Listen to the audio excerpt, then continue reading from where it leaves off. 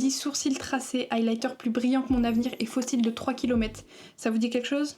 Bienvenue en 2016, l'année de Musical.ly, du filtre chien de Pokémon Go et du Prime de Los Angeles. Que de bons souvenirs finalement.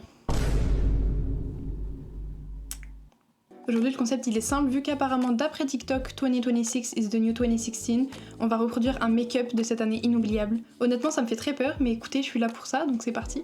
Bon, j'ai préparé quelques inspi, mais pour les reproduire je pense qu'il faut qu'on prenne les éléments un par un. Déjà on a un fond de teint tellement couvrant qui peut cacher tous tes vices, un contouring hyper marqué, surtout pas de blush mais on le remplace par 3 kg d'highlighter, des sourcils bien tracés, bien définis, des yeux hyper chargés, la totale, fard à paupières, faux cils, liner et une bouche mate. Rien que d'énumérer ça, ça me donne envie d'arrêter la vidéo. Bon, j'essaye de retarder le moment mais écoutez, on va commencer. Je vous ai rapproché un peu pour que vous puissiez admirer la catastrophe de plus près. Bon, déjà je vais m'attacher les cheveux. Tac. Ok, là on est pas mal, on va commencer avec le pire, les sourcils.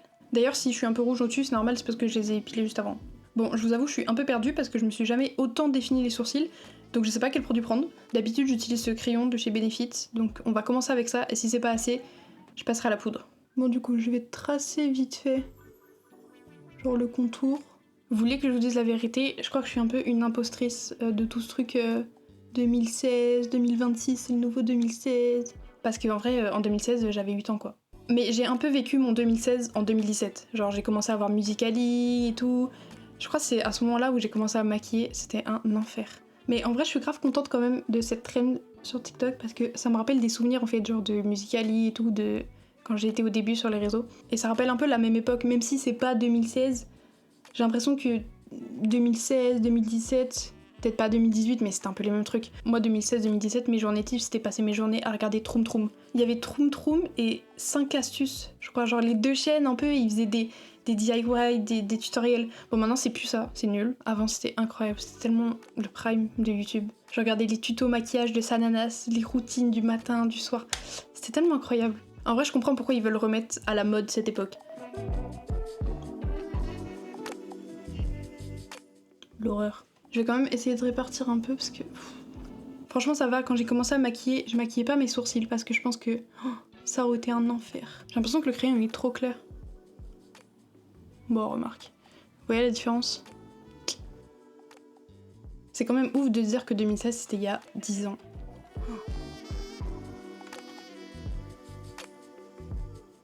Bon, on part pas sur une très bonne base, mais... Puis comme c'était pas assez, il faut faire le contour avec de l'anti-cerne pour encore plus les tracer. Je vais prendre un petit pinceau comme ça et je vais venir faire le contour avec de l'anti-cerne. Mais dans quoi je me suis embarquée? J'ai vraiment l'impression juste de faire du coloriage là. Je vais venir estomper avec mon Beauty Blender parce que... Bon, on a l'air pas mal pour celui-là, je vais faire la même chose de l'autre côté. Bon, j'ai l'impression qu'on est pas mal pour les sourcils, maintenant on va passer au teint. Et pour le fond de teint, je n'ai pas de fond de teint couvrant parce que je mets pas de fond de teint, encore moins couvrant, mais j'ai cet échantillon, donc on va tester pour voir si ça le fait ou pas. C'est un échantillon de fond de teint Sephora, donc écoutez... Par contre, je sais pas quel teint prendre, en fait, j'ai peur que celle-là elle soit trop claire et celle-là trop foncée. Je vais peut-être faire un mélange des deux, on dirait des Doliprane.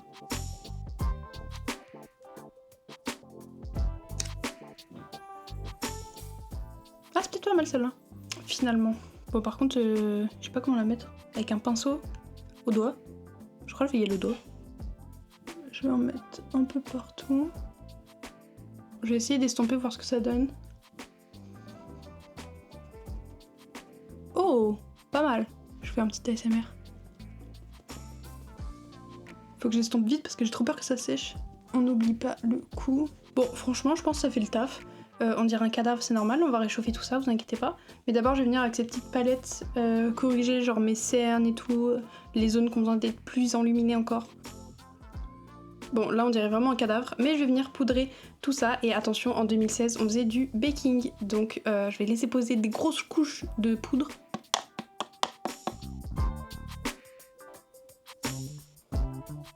Je sais que normalement le baking ça se fait après le contour, mais le problème c'est que je comprends pas comment je suis censée faire du contour en poudre alors que je viens de mettre mon fond de teint et que j'ai pas poudré. Enfin bref, parce qu'en plus en 2016 je crois qu'il y avait pas de contour liquide, c'était avec la poudre. Du coup je pense que je ferai mon contour après, mais le temps que ça pose je vais commencer mes yeux. Attention, je vais vous présenter une relique, ma première palette de maquillage.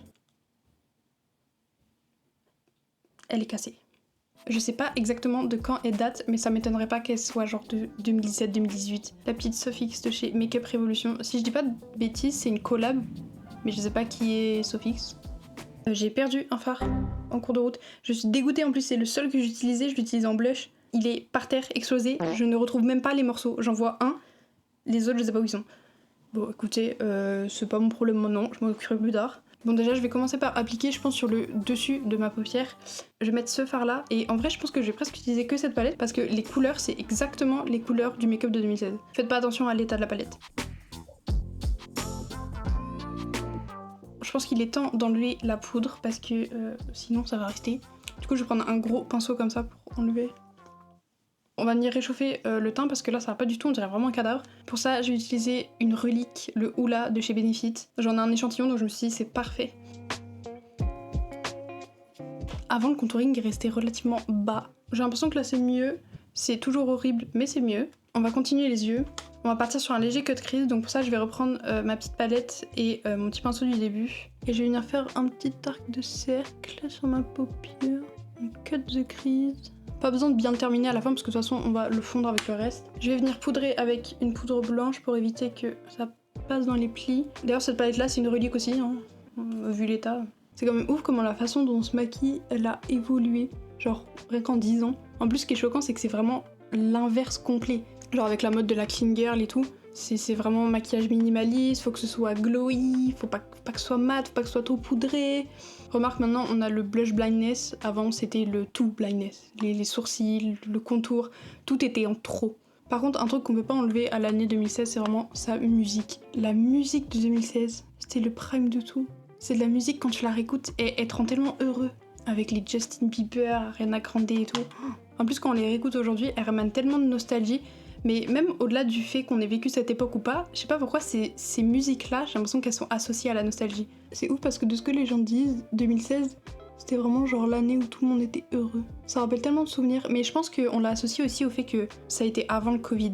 Je sais pas vous, mais pour moi, 2020, le Covid, le confinement, on a changé de timeline. Genre on a changé d'univers, c'est pas possible. Il s'est passé un truc, le temps il passe plus pareil, il y a rien qui... Je sais pas comment dire, tout a été...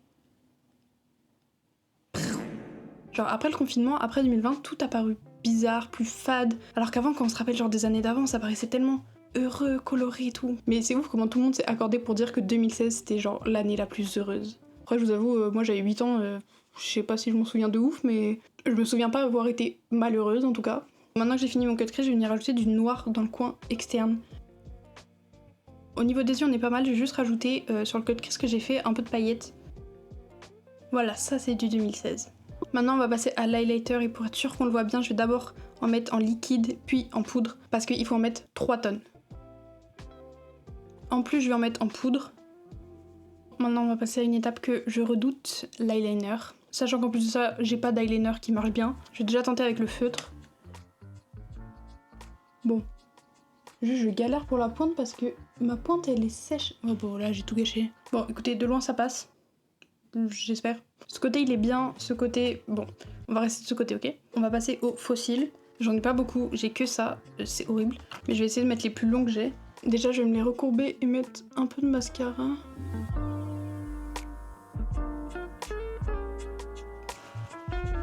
Par contre, est-ce qu'on peut en parler aussi que 2016 c'est l'année de sortie de la première saison de Stranger Things et que 10 ans plus tard ça se termine? Ça c'est incroyable quand même. Même si j'étais pas très contente que ça se termine, bon... C'est un beau cycle en vrai. Mais c'est ouf de dire que ça a commencé il y a 10 ans. Franchement, quelle année 2016?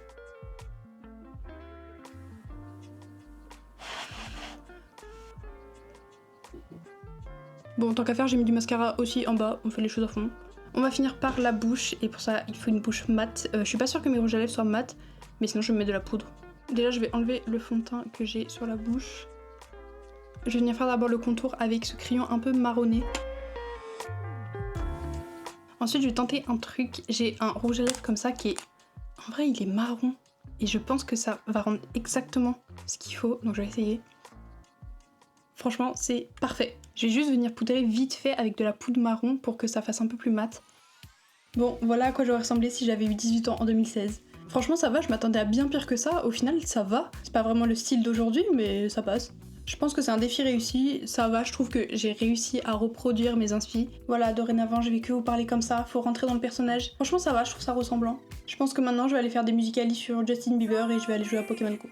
En vrai, conclusion, c'était pas mal amusant à faire. Le démaquillage par contre ça va être autre chose. Si vous pensez que j'ai réussi le défi, dites-le moi en commentaire. Dites-moi aussi si vous voulez d'autres vidéos de ce genre. Si la vidéo vous a plu, vous pouvez la liker et vous abonner. Sur ce, moi je vous dis à la prochaine dans une nouvelle vidéo, un prochain vlog. Bye!